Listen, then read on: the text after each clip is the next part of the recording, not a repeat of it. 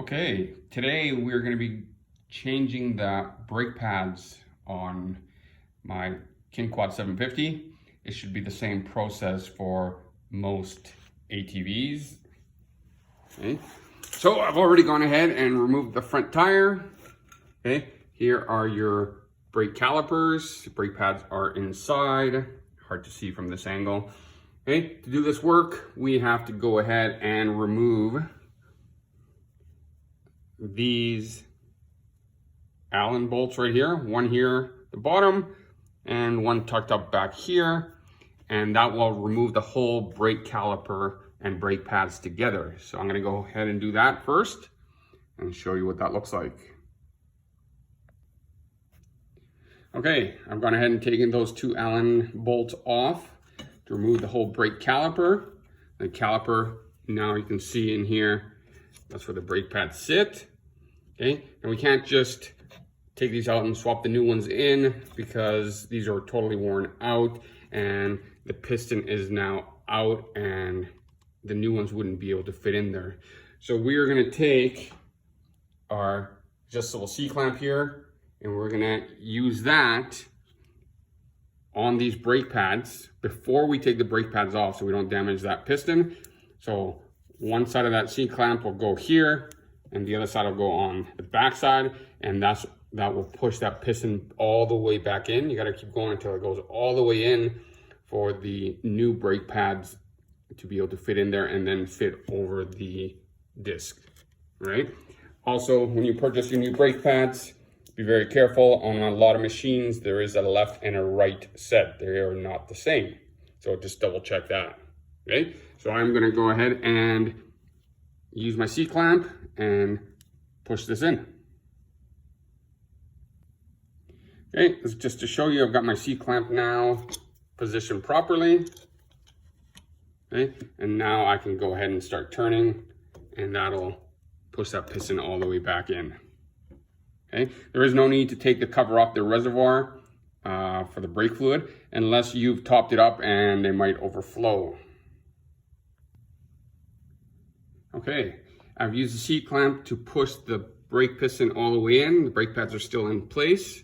Okay, and now we've got two more Allen key bolts to take out here that will take out those guides and allow the brake pads to pop out.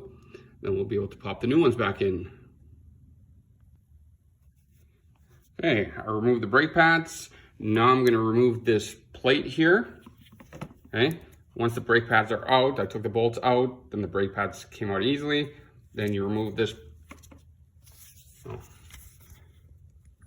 plate. Okay, remove this plate so we can do a little bit of cleaning. Okay, it slides on these pins, one pin here, one pin there. We want this plate to slide evenly so we get even wear on our brake pads. Okay, the brake pads always also slide on these guide pins, so we are going to need to clean them both up with some brake part cleaner, plus then we are going to have to lube them because they are going to be having to move, and having smooth motion will allow the brake pads to wear evenly on both sides. Before I install the new part, I double check that it matches the old part. Okay, so I'm going to do all my cleaning and then install things back on the brake caliper.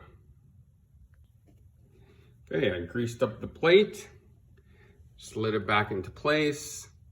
Okay, the pins are different sizes, so you can't really make a mistake on how it goes. Now I'm going to go ahead and put in my brake pads. This one was on the inside. Okay, that fits in nice and tight there. And then we put this one. Okay.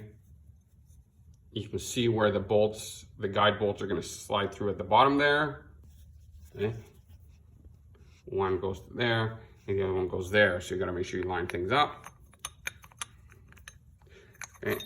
This goes there.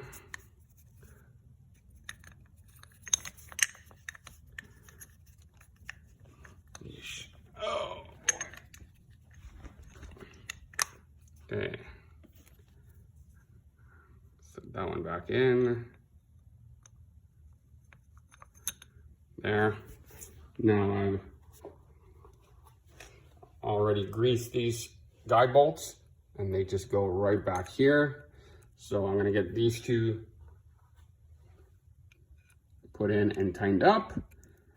And then I will just have to place the whole brake caliper back over the disc, making sure that the brake pads are split open so the disc goes inside. Okay, everything's back together. I've opened up the gap here, so it should fit over my discs. Be aware that most brake calipers don't have these removable bolts. So a lot of times you'll just have to use your C-clamp to press these together, and that should give you enough gap to take the brake pads out one at a time, okay? But the King Quad seems to have these removable bolts, which makes it nice and easy to take them out, right? So now it's just gonna go back in, and I just gotta put those two Allen bolts back on the inside to hold everything together, and then I will move on to the other side, okay? Once both sides are done, then all you gotta do is pump your brakes until they make contact and everything should be good.